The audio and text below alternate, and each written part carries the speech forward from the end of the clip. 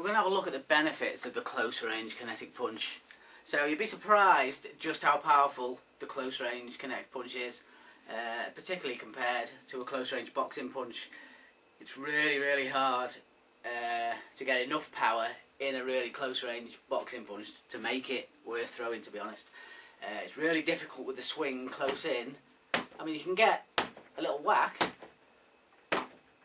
but for the difference when you come round onto the knuckle, it's huge. And you can really see when you're close. If I'm hitting with the outside knuckle here, and I'm just tapping close, or I'm just throwing a tapping jab, then you can see clearly how it's a swing. So when we're looking at the kinetic chain close up, it's really important to understand how to finish that. So when I am closer, I don't worry about getting more distance, and that's what you find a lot of the time in the ring. People are punching at a certain range, their perfect range, and when they're not at that range, they'll change to a different, they'll throw an elbow, or they'll move out and they'll be trying to get into this range. The beautiful thing about the kinetic punch is, close or far away, you can hit really hard. And I know I can hit a lot harder with my punch at elbow range than I can with my elbow. I mean, I don't practice my elbows as much, but who does? You know, and that's the beautiful thing of it. When you're training your punching, then if we look at percentages, how many times have you thrown a punch? The punch is so familiar to what you use. So, as opposed to elbows, you know, how much time have you spent training elbows as opposed to punches? So when I look at that, and when I'm looking at closer range, if I'm thinking of changing the range and throwing in an elbow, then I've got to train that elbow to the point that I know my hands. Then that'll come out under pressure without thinking about it. So if I can use my hands at elbow range and at long range, then that'll just give me a greater ability to deliver concussive power close in and far away repeatedly without changing what I'm doing or thinking about another strike. So let's look at the closer range kinetic punch compared with the driving punch compared with the swing. So if I'm close here and I'm swinging in like in the boxing gloves, it's very difficult to get a good impact closer in. I mean, I can get a snap, but because of the position, it's very rarely worth throwing because you just don't get enough power. So if you think about if I'm at this sort of distance, then with the kinetic punch, again, what I want to do is I'm lining up the forearm with the knuckles.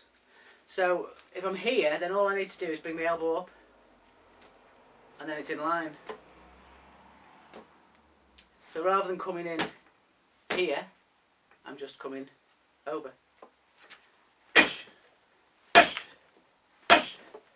So, and you can see how, because I'm close up and I'm in line, there's a big difference in power. There's much more impact.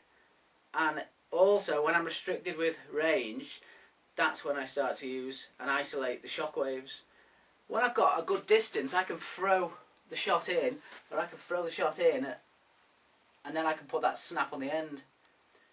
When I haven't got the distance to build the power, then I can only put the snap on the end, and that is the key, and that's where the shock waves come in. So, forearm, knuckles, lined up. It doesn't matter where I am here, all I have to do is pick my elbow up and it's in line. So with the closer range punches, it can be painfully obvious that they're not supported. So if you think, if I'm tapping in there, the point of impact is the outside part of the knuckle. If I put a 90-degree line on the end of that, then it isn't supported. The angle that I'm hitting in is that way, there's nothing behind to support that. With the kinetic punch, it's at 90 degrees, so even close up, it's still supported. Now what's interesting is the other angles when I'm closer. If I'm down here, then I don't have to bring my elbow up at 90 degrees to hit kinetically.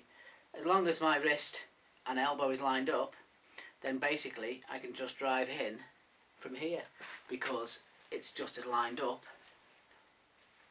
as it would be if I was higher. So even if I'm close here, I can just move in and punch the target kinetically at close range. Whereas if I was here and I had to do a box-in punch, then I'd have to pull my hand back to whip it forward.